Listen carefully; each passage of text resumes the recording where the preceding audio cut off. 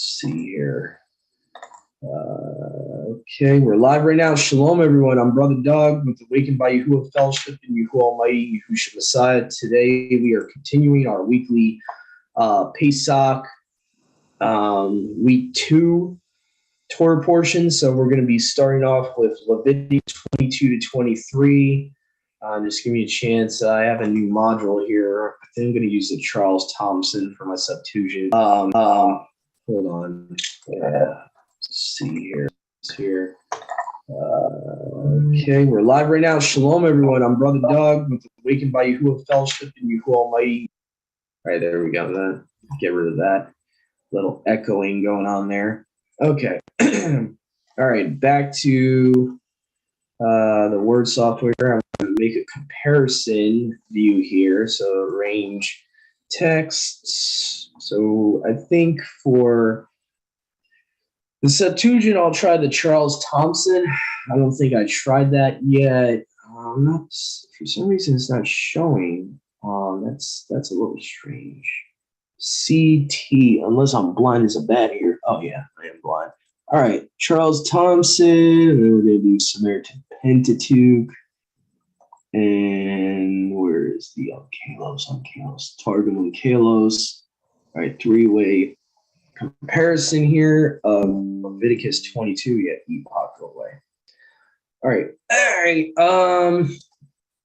Let me see here. Here we go. The priests in their uncleanness must abstain from set apart things.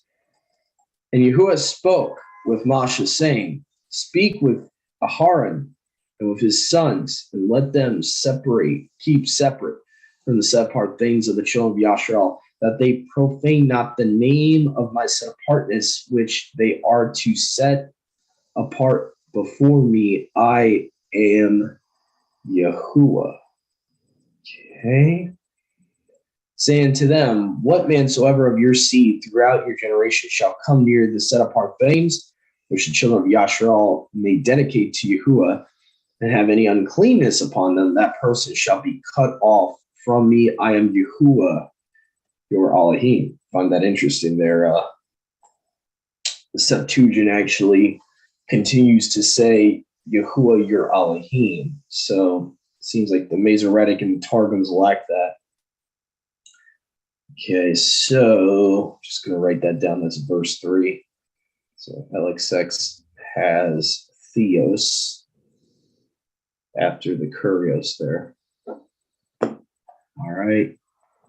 Okay. Any man of Aharon's offspring who has leprosy or an unclean infusion shall not eat of the consecrated things until he be clean. And with respect to him who touches any uncleanness of the dead or the man from whom seminal matter may proceed. Well, that's very modern there. Or who may touch any unclean reptile which may defile him, or any man by whom he may be defiled, what his uncleanness may be. After we finish the chapter, I think I'll go into what I think the context of verse 5 there is talking about with the reptile thing. You can find that in earlier chapters like Leviticus 11. Okay. Let's see here. Moving on to verse 6.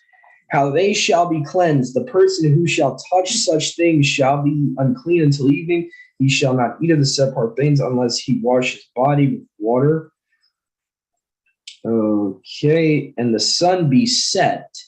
Notice how it says the sun is set, or evening, when he shall be clean. Then he shall eat of the set apart things, for it is his food. To me, this is a little hint. I would make a little notion here, a little hint that a day starts at sunset, because he is now clean at sunset. It's like a restart. It's like the cycle is now restarted.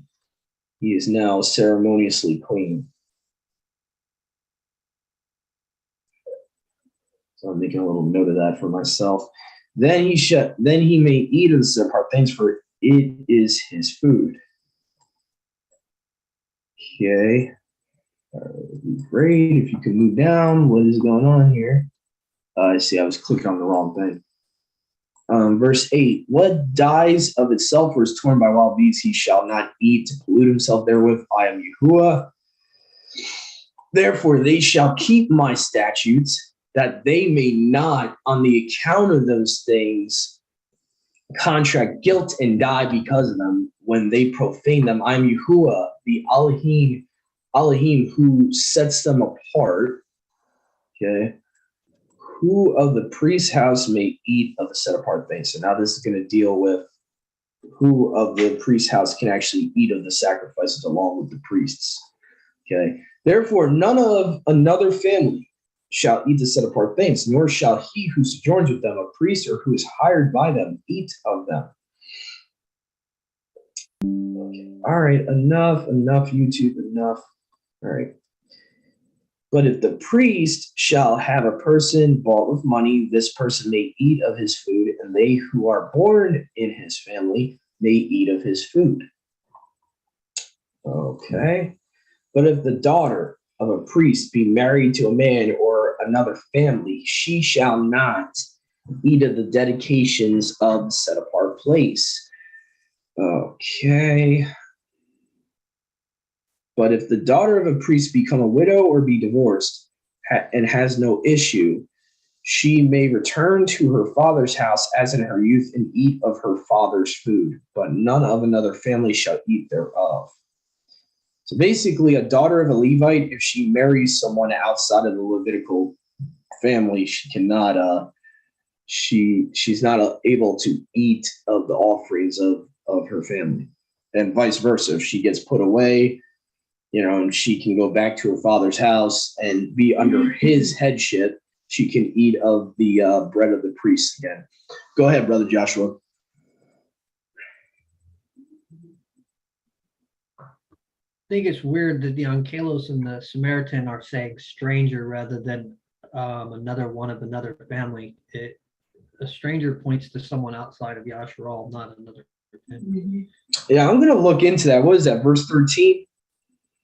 Yeah, verse 13. I think there's one previous verse. Yeah, because I'm going to look. There might be a rabbinical tradition that they started making allowances in the Talmud or Mishnah or something that regular Israelites could eat of it. That I would not be surprised. I've seen other things in the Targums that expound and try to make allowances with certain ceremoniously unclean commands like this that do that. So I would not be like, I remember in the Targum Pseudo Jonathan, this is kind of a little off topic, but kind of on topic. They make like this weird expounding where it like gives allowance for you in certain circumstances to eat beasts that are torn. So it like completely like this rabbinical commentary completely contradicts the Torah of don't eat anything that's been torn by beasts or dies of itself. So I would not be surprised if the Masoretic is changing stuff and they're putting their own rabbinical tradition in there. And the same thing with the Targums. I would not be surprised. That's a good catch, though. So I'm going to put a little asterisk on my notebook here, Leviticus 23, 12, and 13. I'm going to look into that, see if I can find something about it from like maybe JewishEncyclopedia.com or something. Let's see here. Whoever shall eat of the set apart things through inadvertence, meaning by mistake, he shall add a fifth to it and give the set apart thing to the priest. Now, the Septuagint says inadvertent, so I wonder if this applies to David's story, where he was so hungry he had to eat of the set apart bread. I kind of wonder if like he would have to add a fifth to it. Like I kind of wonder. I remember the priest saying to him in that story, like if you're clean, you can eat it. So I kind of wonder if if he had to pay the priest back for that and add a fifth to it. Just something I'm thinking about here. Verse 15, thus the priest will not profane the set apart things of the children of Yasharal, which they set apart to Yahuwah. Okay, pretty much similar there. All first set apart, synonyms for one another. Nor bring upon themselves the guilt of a trespass when they eat their set apart things, for I am Yahuwah who sets them apart. Okay, so now we're going to sacrifices must be without blemish. And spiritually, that points to Yahushua, right? He's without sin, without blemish. Okay. The fact that he physically, I think he even would have been without blemish. There would have been nothing genetically wrong with him. A lot of people don't realize, even if you look at the Hebrew, the Masoretic, tamim doesn't always necessarily refer to righteousness. Tamim can refer to physical blemishes, like of the sacrifices. So just something to hint that might be hinting to Yahushua too. Even though he was righteously without blemish, he was both, in my opinion. So here we go. Verse 17. Moreover, Yahuwah spoke to Moshe, saying, speak to Aaron and his sons, and to the whole congregation of Yashar all. You shall say unto them, be the man who he may of the children of Yashrael, or the converts who dwell among them in Yashrael, who shall bring his gifts according to any vow they may have made, or according to any determination they have come to, whatever they bring for a whole burnt offering to Elohim. Again, that's a major difference there. You see, a lot of the times the Masoretic does not make distinction between burnt offering and a whole burnt offering. They just call it burnt offering every time. They leave out the word whole in many times. So just FYI, that's why the Septuagint here says whole burnt offering. This would be different from a regular burnt offering, because a regular burnt offering the priest can eat. A whole burnt offering no one can eat. It must be wholly consumed by the fire that's on the altar. So there is a distinction between a whole burnt offering and a regular burnt offering. Okay, here we go. Verse 19. Must, in order to be accepted for you, be males without blemish from the herd, or from the sheep, or from the goats. Okay. Again, that kind of reminds me of Yahushua there. It must be from either the sheep or from the goats, very similar to the Passover meal, how it had to be either a lamb or a goat. What has any blemish in it, they shall not bring to Yahuwah, for it will not be accepted for you. And whatever shall bring a sacrifice of thanksgiving to Yahuwah, either in discharge of a vow, or as a freewill offering, or at your festivals, from the herd or from the flock, it must be, in order to its being accepted, be without blemish. Now, I'm curious why they don't mention festivals here. This is very interesting. Yeah, the Masoretic leaves out festivals for whatever reason. From the herd or from the flock, it must be, in order to its being accepted, be without blemish. There must be no blemish in it. Very, very strange that the other versions of verse 20 there do not. Mom, does yours mention sacrifices for the festivals? Like it will say. No, nothing about. It will say free will offering. It will say vows, free will, peace offerings, and then there should be the word festivals. Okay, so I just wanted to make sure. So that's Leviticus 22:21 there. Septuagint actually adds in there festivals, which actually makes sense, because you also have festival offerings, weekly festival offerings. Must be, in order to be accepted, without blemish. There must be no blemish in it. Very interesting there. So let me just make a note of that. Omits festivals. Very strange. All right, moving on. That which is blind or bruised, or which has its tongue cut, or has been eaten by ants, or is infected with scurvy, or maimed, these they shall not bring to Yahuwah, nor shall you give any such for an offering of homage on the altar to Yahuwah. So that's the definition of blemish that they're referring to here, physical blemish. Okay. A young bull or a sheep which has its ear cropped or its tail cut, these you may slaughter for yourself, but in discharge of your vow, they will not be accepted. Okay. What are castrated by crushing, bruising, cutting, or extracting, these you shall not bring to Yahuwah, nor shall you make an offering of them in your land. Notice how it says in your land. Okay. Nor from the hand of a stranger, bring any such forward as gifts for your Elohim, because there is a defect in them, a blemish in them. They will not be accepted for you. I mean, if you think about it, why would they bring it from a stranger? A stranger serves other mighty ones. So, yeah, I mean, that just makes sense. Okay. The age of sacrifice. Moreover, Yahuwah spoke to Moshe, saying, with respect of a young bull, or a sheep, or a goat, when it is brought forth, it must be 7 days under its dam. That is an interesting British word there to use. Under its dam, and on the 8th day. Is that like an old English word, Mom, that's supposed to be mother? Like Dame. Dame? Dame, maybe. Maybe there's a typo there. Yeah, dame. I mean, either way, like, I don't know why he didn't just put mother. Must be like copyright issues sometimes.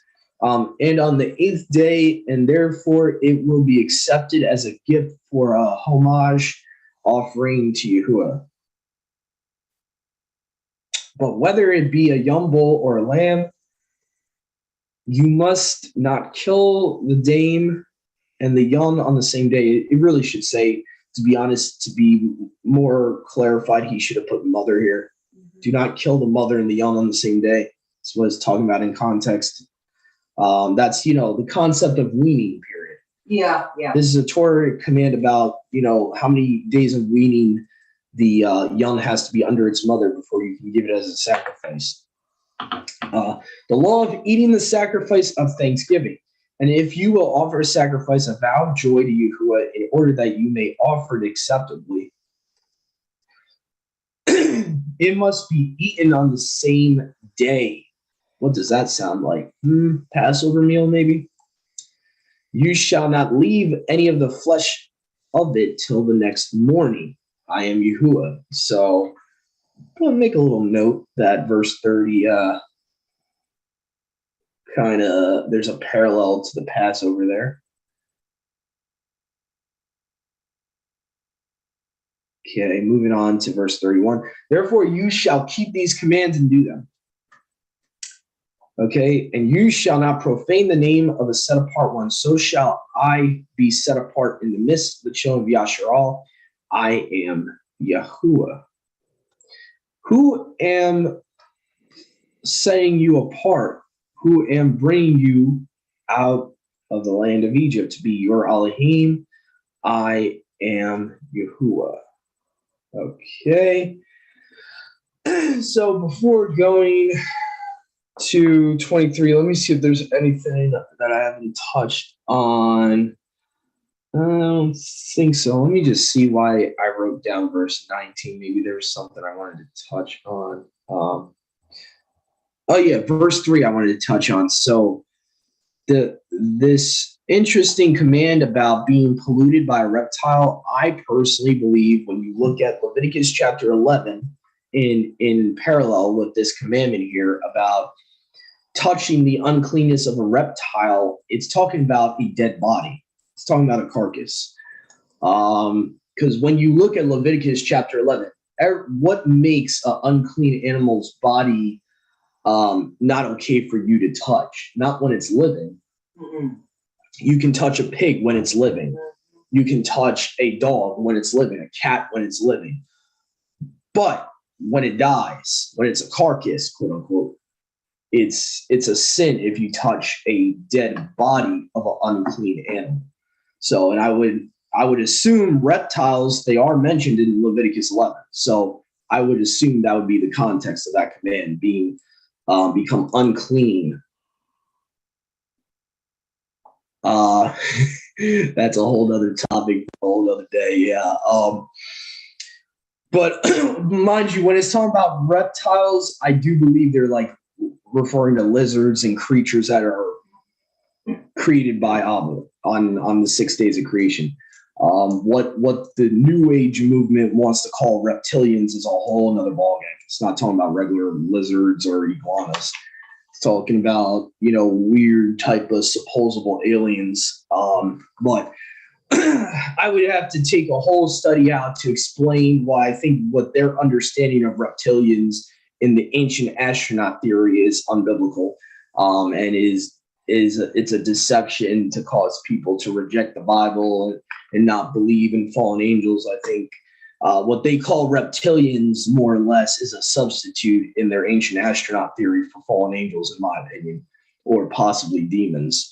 But anyway, I don't want to go too far off left field with the conspiracy theory stuff, but anyway, the reptiles that are being referred to here, going back to verse 3, are literal reptiles Yahuwah created, like iguanas, lizards. What else is considered reptile, Mom? Are alligators considered reptiles? Yeah. Uh-huh. Okay, so like all those would be considered reptiles. Mm-hmm. Okay, so if you touch a dead body of an alligator, it's a sin, and you would be unclean till evening. Okay, so that according to Leviticus 11. So just wanted to explain that because I know it's confusing. Like if you read that verse by itself, it seems like you can't touch a reptile even when it's living. But if you compare it with other commands of the Torah that refer to similar things with unclean animals, it's always when they're dying or rotting that you become unclean by touching their flesh when it's rotting or dead, like a carcass. Okay, so anyway, I think I'm going to move on here. I don't think there's anything else I wanted to talk about that I haven't already talked about. So we're going to go to chapter 23 now. Let me see here. Leviticus 23, the Feast of Yahuwah. Okay, so this is like I guess you could call it the Torah hotspot for the festivals. This is like where you're going to see all of them kind of crammed into one chapter. You got a lot of them, pretty much crammed together here. So here we go. The Feast of Yahuwah. And Yahuwah spake with Moshe, saying, speak with the sons of Yasharal, say to them, the festivals of Yahuwah, which you shall call as set apart. Okay, so these are set apart convocations. These are my festivals, my. Okay, they're not the festivals of Judaism. They're his. Okay, 6 days you shall perform works, but on the seventh day are Sabbaths, a set apart rest dedicated to Yahuwah. You shall not do any work. Sabbaths are for Yahuwah in all your dwellings. The Passover. So now we get to the Passover here. These are the festivals for Yahuwah, set apart, set days, appointed times, which you shall proclaim in their set times, or seasons. The Hebrew word for seasons there is moedim, appointed times. Okay. In the first month, on the 14th day of the month, this is why the Passover has to start at the beginning of the 14th. The night of Passover has to be from basically when it's the 13th at sunset starts the 14th. So that's how you would calculate Passover. It's not the end of the 14th. The end of the 14th, you're already starting unleavened bread when you get to the following sunset. So days start and end at sunset. Okay. Between the two evenings is the Passover of Yahuwah. And on the 15th day of this month, beginning the festival of unleavened bread for Yahuwah. 7 days you shall eat unleavened bread. Okay, so now I think we're at verse 5 or 6. I think 6, yeah. So on the 15th day of this month, beginning the festival of unleavened bread for Yahuwah, 7 days you shall eat unleavened bread, which right now, our fellowship, the majority of our fellowships at the last day of unleavened bread right now. It will end tonight at sunset. Okay. Now the first day shall be called set apart, set day for you. What traditionally we call a high Sabbath. Okay. You shall do no sacrifice. I wonder if that's correct. No sacrificial service, because weren't the Levites, Mom, offering sacrifices on the first and last days of unleavened bread? Yeah, I think this is a mistranslation. 7 days present. No, I'm saying in general. Weren't at the time of Yahushua you had Levites offering offerings on the first and last days of unleavened bread? I think they were. So this term sacrificial, that's a mistranslation. It should say laborious work. Yeah, almost all of them say servile or laborious. And the priest did have to give offerings even on the Sabbaths, just FYI. So sacrificial, that's why I say the word sacrificial is incorrect for that verse. If you look in Torah, the priests had to give sacrifices every day of the week, even on the Sabbath. So that doesn't make any sense, in my opinion. Verse 8, but offer whole burnt offerings to Yahuwah 7 days, and the 7 days shall be a set apart, set day for you. You shall do no sacrificials. Again, sacrificial should not be there. It should say servile work. Almost every other translation says laborious or servile. You shall not do any servile work. Okay. So Charles Thompson, you're messing up, man. I don't know where you're getting the word sacrificial from. But anyway, the sheaf of first fruits. Moreover, Yahuwah spoke to Moshe, saying, speak to the children. You go ahead, brother Joshua, go ahead. So the Charles Thompson is very weird at times. In this instance, like Leviticus 23, I don't prefer the Charles Thompson. However, when you get into the Second Kings portion, it is a good version. Complete Apostles Bible kind of messes it up. See here. I think I'm going to do, I have Brenton's on here. Let me just switch this because Brenton's is definitely going to read a little bit better than this on this chapter. Let me see here. LXXE, there we go. All right, because that was getting annoying every time he was putting sacrificial in there. I'm like, yeah, that doesn't make any sense. And you shall offer whole burnt offerings to Yahuwah 7 days, and the 7 days shall be set apart convocation to you. You shall do no servile work. And the sheaf of first fruits. So this is the first fruits wave offering, the sheaf offering. And Yahuwah spoke to Moshe, saying, speak to the children of Yashrael, and you shall say to them, when you shall enter into the land which I give to you and reap the harvest of it, then shall you bring a sheaf, the first fruits of your harvest, to the priest, and he shall uplift the sheaf before Yahuwah to be accepted for you. Now, I want to make another distinction here, because I know this Jewish tradition has kind of reared this ugly head in the body of Messiah. You do not count the Omer. The Omer is the wave offering. You do not count the Omer until Pentecost. I want to make that clear. Yahuwah doesn't tell us to count the Omer. The Omer is the offering that you give on the first day of unleavened bread. I just want to make that clear, that that's what's being talked about here. It's not saying to count it to Pentecost. I just want to make that clear. So it says the sheaf or Omer before Yahuwah to be accepted for you on the morrow of the first day, the priest shall lift it up. And you shall offer on the day on which you bring the sheaf a lamb without blemish of a year old for a whole burnt offering to Yahuwah, and its grain offering, 2/10 portions of fine flour mingled with oil. It is a sacrifice to Yahuwah, sweet smell with sweet savor to Yahuwah, and its drink offering, the 4th part of a hin of wine. And you shall not eat bread or the new parched grain until this same day, until you offer the sacrifice to your Elohim, a perpetual statute throughout your generations in all your dwellings. To me, this proves that first fruits has to be the 15th of Aviv, because if it's not, then you're automatically, I'm pretty sure if they're waiting an extra day to start doing this, then they would be eating the new parched grain technically when they get into the land. So technically, verse 14 definitely hints that the wave offering is given on literally on the 15th, so that they can eat parched grain after they give the, offering to Yahuwah. So I think that kind of hints that first fruits is the same day as first of unleavened bread to me. All right. So anyway, we just passed the wave offering. Okay, perpetual statute throughout your generations and all your dwellings. Okay. All right, the Feast of Pentecost. You shall number to yourselves from the day after the Sabbath, from the day on which you shall offer. So the day after you offer the sheaf of the heave offering, 7 full weeks. So meaning you start counting your 7 full weeks after basically the day of unleavened bread. So the day after the first day of unleavened bread, which is 16 Abib, you start your count. Okay.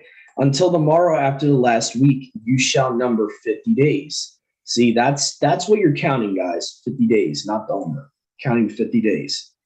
And you shall bring a new grain offering to Yahuwah. And you shall bring from your dwelling loaves as a heave offering 2 loaves. They shall be of a 2/10 portions of fine flour. They shall be baked with leaven of the first fruits to Yahuwah. So it's a first fruits offering on Pentecost. This was talking about. This is the Shavuot offering. And you shall bring with loaves 7 unblemished lambs of a year old, 1 calf of the herd, 2 rams without blemish, and they shall be a whole burnt offering. So again, I got to make a little note here because again, Septuagint is saying a whole burnt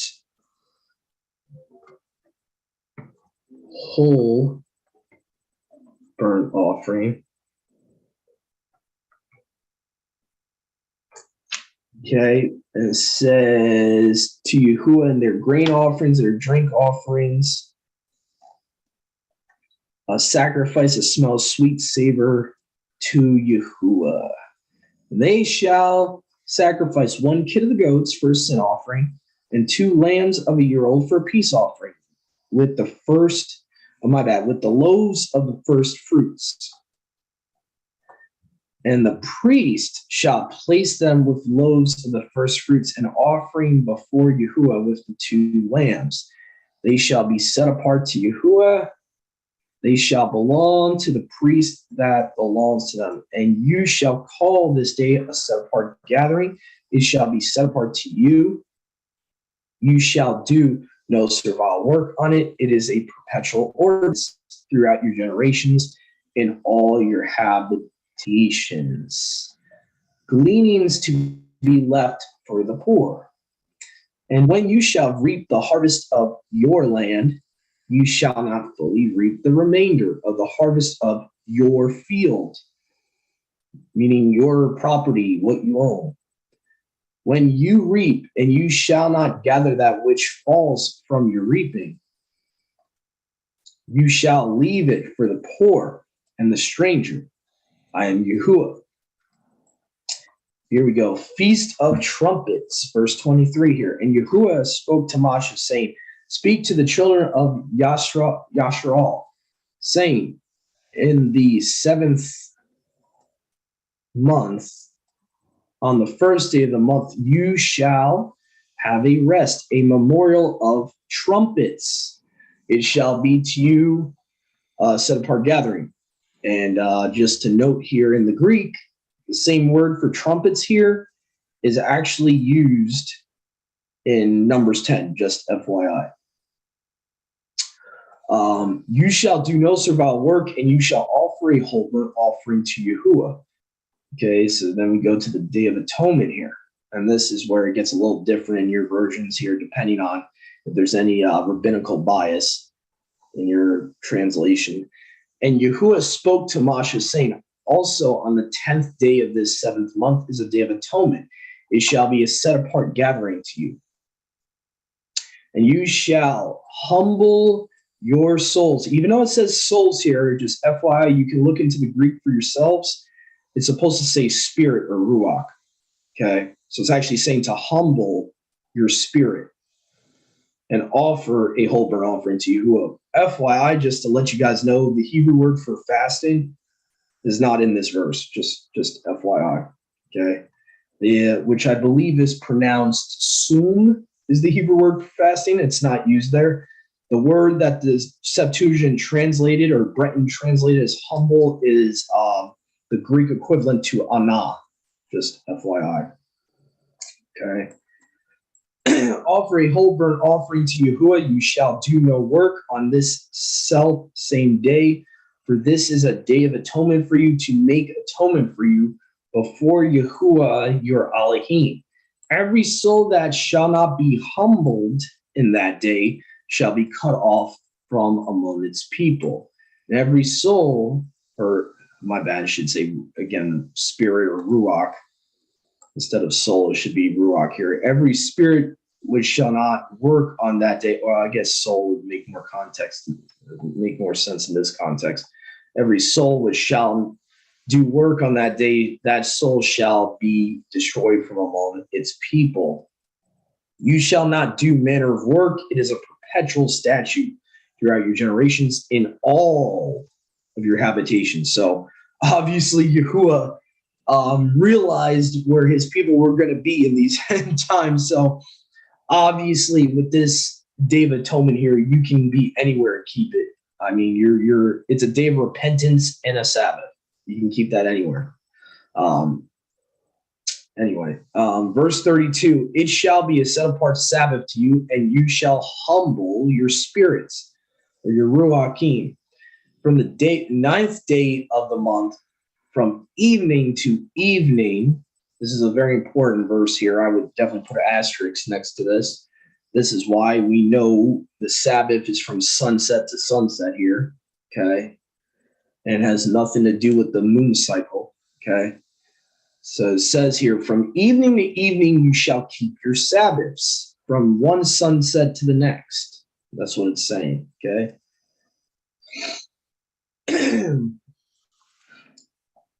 The Feast of Tabernacles. And Yahuwah spoke to Moshe, saying, speak to the children of Yasharal, saying, on the 15th day of the 7th month there shall be a Feast of Tabernacles 7 days to Yahuwah. And on the first day shall be a set-apart gathering. You shall do no servile work. 7 days you shall offer whole burnt offerings to Yahuwah. And the 8th day you shall be a set-apart convocation to you. You shall offer whole burnt offerings to Yahuwah. It is a time of release. You shall do no servile work. These the feasts to Yahuwah, which you shall call set-apart gatherings, to offer burnt offerings to Yahuwah, whole burnt offerings. So it makes a distinction here. Okay, in the Septuagint makes a distinction. You got whole burnt offerings and then burnt offerings. All right, and their grain offerings and their drink offerings for each day on its day. Okay, verse 38. Besides the Sabbaths of Yahuwah, and besides your gifts, besides all your vows, besides your freewill offerings, which you shall give to Yahuwah. Okay. On the 15th day of the 7th month, when you have completely gathered in the fruits of the earth, you shall keep a feast to Yahuwah 7 days. On the first day there shall be a rest, and on the 8th day a rest. And on the first day you shall take tube-leaf fruit of the trees and branches of the palm trees and thick boughs of trees and willows and branches of the osiers from the brook to rejoice before Yahuwah. So basically you're taking these branches and kind of like the tradition in ancient Israel would be like this command. They would take this command to mean to take these branches down from the trees and actually wave them and rejoice and praise Yahuwah. You know, rejoice before Yahuwah. Your Elohim 7 days in the year. Okay. A perpetual statute of your generations in the 7th month, you shall keep it.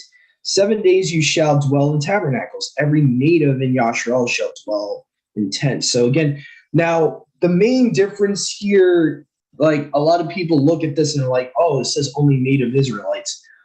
But we got to realize that, first of all, a lot of the native Israelites have been scattered throughout the nations, number one. So they're going to be living in Gentile nations anyway.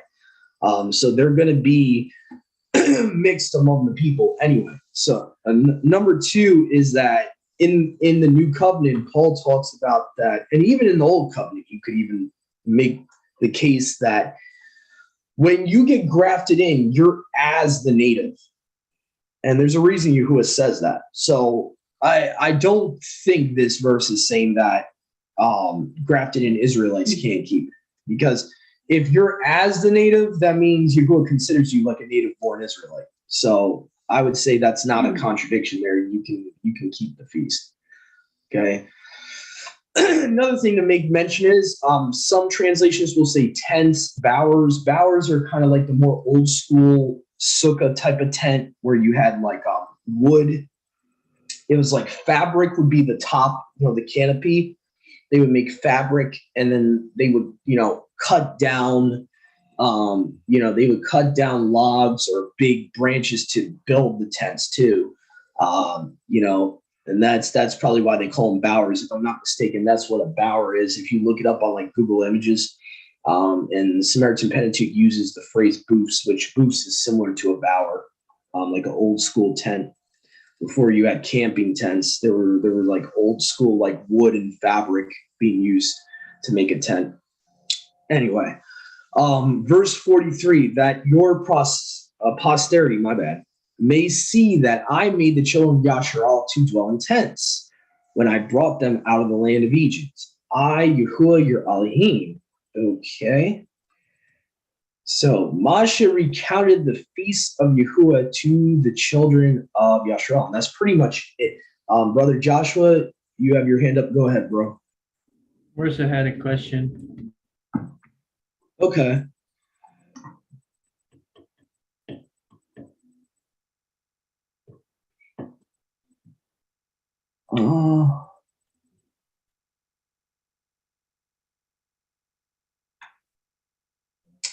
Yeah, we are to do it perpetually, but at the same time, we're in a Melchizedek priesthood. So in a Melchizedek priesthood, Paul even says this, certain things have changed in a different priesthood. So, for example, with no Levitical priesthood in place, everything that pertains to the sacrifices cannot be done.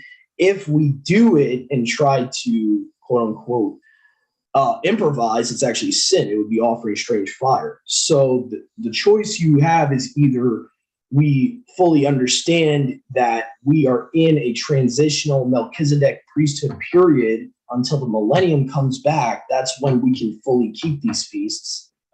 Or you start trying to do these in your own backyard and you're sinning. And for me, I think it's very obvious we can't be doing these right now. When you have no Levitical system, you have no Levite priest, there's no temple in Jerusalem to bring the sacrifices. Mind you, all these sacrifices had to be brought either before to the door of the tent of meeting, like the tabernacle, or to the temple. You couldn't do them wherever you wanted. So Yahuwah is not going to count it sin to us if we literally physically cannot keep certain commandments, because it's out of our control in essence, because there is no sacrificial system in a Melchizedek priesthood. All the sacrifices in a Melchizedek priesthood are spiritual sacrifices. They're the bulls of our lips. They're praise. There is no offering up dead animals in a Melchizedek priesthood. Go ahead, Brother Joshua. So just because we can't keep them doesn't negate the fact that it's a perpetual command. It's still a command, but we can't keep it. Yeah, and it's a command to the Levites, if I'm not mistaken. That perpetual command about the sacrifices, that's a perpetual covenant Yahuwah made with the Levites. I'll give you an example. When 70 AD happened, they were not doing sacrifices. When they were scattered from the land, they were not doing sacrifices. They understood that. They understood that without a Levitical system, without a temple, you cannot do these things. Even Judaism understands that. That's why they weren't doing the sacrifices of Passover until last year, when they just all of a sudden started to build a temple, and they really should have done it last year, if you want my opinion on it, because unless they can prove their Levites over there with their genealogy, unless they can prove they're real Levites, they're operating a man-made priesthood that's not of Yahuwah. If you're with all due respect to Ashkenazi claiming to be a Levite without any ethnic evidence, you're operating a man-made priesthood, and you're trying to deceive people into thinking you're Levites. That's all that's going on over there right now, in actuality. I'm So surprised they could attempt that. Usually they're so on with being exact. That's a whole nother topic for a whole nother day, Mom. But none of them are Judeans over there, so yeah. Nothing surprises me anymore. I started looking at the type of altars they were making over there, and they're not even trying. They got like these broken down like pallets, like the pallets they would have in warehouses. They're trying to use those type of pallets to put the animals to sacrifice them on. They don't care about serving the Father. As far as I'm not dissing the civilians over there. I'm talking about the religious system over there. They don't care about serving the Father. The highest people in the Sanhedrin today, like the high priests in there, are admitting to worshiping the devil, who they call Hashem. They admit that they're talking about Satan when they say Hashem. So I'm not surprised. It's that religious system is the synagogue of Satan, as far as I'm concerned. So I'm not shocked that they're trying to do a fake Levitical priesthood over there. I'm not shocked at all. So I actually figured that was going to happen eventually for Daniel 9 to be fulfilled. Anyway, not to get off track here, but go ahead, Brother Joshua. I don't know. You still had your hand up if you wanted to bring up anything else. And old man, I just didn't take it down. Okay, one more thing I wanted to bring up. I don't want our brothers and sisters feeling guilty, like, well, we can't do these things, so we're sinning. You're not sinning if you are not in a Levitical system that these things can be given in, these offerings, these sacrifices. You are not sinning. Yahuwah can't hold it against you that we physically can't do these things right now. I'm going to give you a very easy example that this is a fact. Yeah, I was about to get to that, Mom. The book of Daniel, he did not give one sacrifice in Babylon when there was a Levitical system in place, mind you. There was a Levitical system fully in place at the time of Daniel. He did not give one sacrifice in Babylon because he knew sacrifices had to be given in Jerusalem at the temple. He could not do it in his own way. So just to put brothers and sisters at ease, you're not sinning because you can't keep certain things in his Torah. When we're in captivity, we are limited to certain things we can keep in his Torah. That's what captivity is about. Captivity basically means that you are not in your home. You are not in the land Yahuwah promised to the seed of Yaakov, to believers in Yahushua. Go ahead, Joshua. I think that's and it's definitely something this Pasach that Abba's been impressing upon me and causing me to understand to a greater degree. But that really ties into not being, we keep the Torah, but we're not under the Torah. We're under his favor. So we strive to keep it to the very best of our understanding, to the very best of our ability. But at the end of the day, the Torah is not what judges us. Yahuwah is our judge, and he judges us according to his mercy. Maybe you can expound on that, being under, not keeping the Torah, but not being under Torah. Well, yeah. I mean, we are under his Torah, but we're not under the law of sin and death, I think you were referring to there. Yeah, so what he's talking about is not being under the law of sin and death. When sin and death came into the world, going back to Adam and the original sin, we were under his Torah in a bad way that if we messed up, death would happen. When Yahushua came and died, that law of sin and death was done away with. So there's even more mercy now. Not that mercy just came by Messiah, but there's even more mercy now to where really for a time right now, if we mess up, we're not being stoned. We're not being put to death. This is kind of like an age of super favor by the Father right now.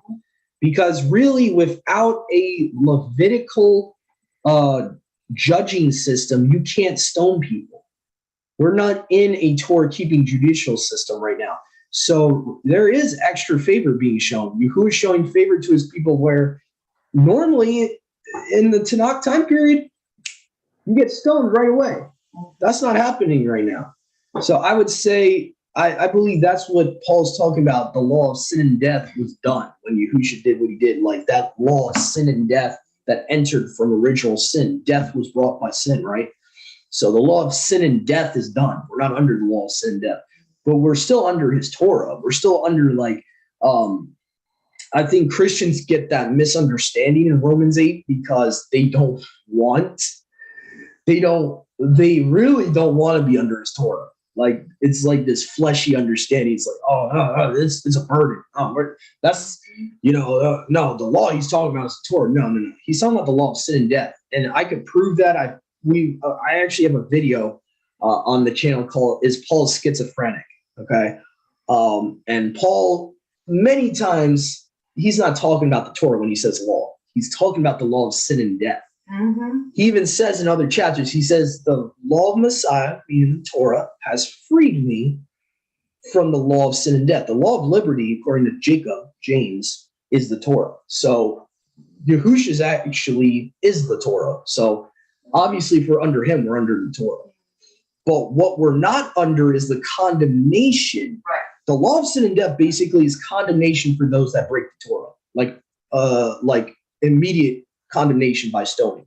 That would be part of the law of sin and death. Like even in Hebrews 10, you can go to this concept where Paul's like, how much worse in this new covenant that you trample the blood of Messiah, because back in the first covenant, they would die without any mercy, get stoned without any mercy for breaking the law of Moshe. And Paul's contrasting that in Hebrews chapter 10 about, if you sin willfully, you're doing just as bad as they did, but now you're doing it to the blood of Messiah. Yeah. Now it's even worse, because they were just doing it against these stone tablets. Now you're doing it against his own blood. Like, for us to willfully sin after knowing the truth, we're literally stomping on the blood that's set apart, and we're calling it common. That's right. That's what Paul says. So that's the contrast there. So I get what Brother Joshua was bringing up, though. That was a good point. Not under the law of sin and death for this ultimate, like, immediate condemnation after breaking the law once. Because back in the first covenant, it was like that. You see it many times where people are stoned right after they break the law for the first time. So Yahuwah does have mercy in the Tanakh, but there's also cases where death followed right after you broke the Torah. It's like, boom, So Yahuwah has mercy and favor in the Tanakh, but his wrath was being shown a lot in the Tanakh too. And so in a way, right now we're in a Melchizedek priesthood where, because we have no Torah-keeping judicial system in his land, like a real Torah-keeping judicial system, these laws, even with stoning, have to be put to the side until the millennial. You can't really do it in a heathen land. Yahuwah set it up with the stoning stuff, like, to be within a Torah-keeping government, like a Levitical type of government, where you would have judges of Yasharal administering punishment. We can't do that in Babylon. So right now, like, a lot of people call it, the age of favor and mercy. I would agree with them to an extent. Yeah, it is an age of favor and mercy right now, but it's not going to last forever. Right. This super mercy that we're being given right now is mainly, one of the reasons is because Yahuwah is giving us a super abounding of mercy right now, because there's no way for us to really, put his Torah-keeping judicial system in the land right now. When he returns, that's all going to change. When the millennial happens, that's all going to change. Stoning's coming back. So just letting you all know that hasn't been done away with. That is coming back. Right now, though, we are in an age of favor of sorts, or a ministration of favor of sorts. So I just wanted to make a distinction there. So, because I know that's one of the accusations Christians bring up against us. Oh, you don't stone anyone, though. I'm like, yeah, because we're in captivity. We don't stone anyone. But anyway, not trying to rabbit trail, but I just wanted to explain that, because I know that's usually atheists and Christians, they always bring that up. Oh, you don't stone anyone. Why aren't you putting witches to death and all that? I'm like, number one, the stoning, putting people to death usually was done in the land. Usually even killing witches and all that was done in the land, and you see that multiple times in Tanakh. But anyway, so we're gonna move on. Let's see. Do we have any volunteers for the Second Kings portion of 23? Yeah, it's one chapter, 2 Kings 23. Anyone? Oh, go ahead. All right, Joshua. Yeah. let me just get you on a new recording here, just so people can. It'll be easier to separate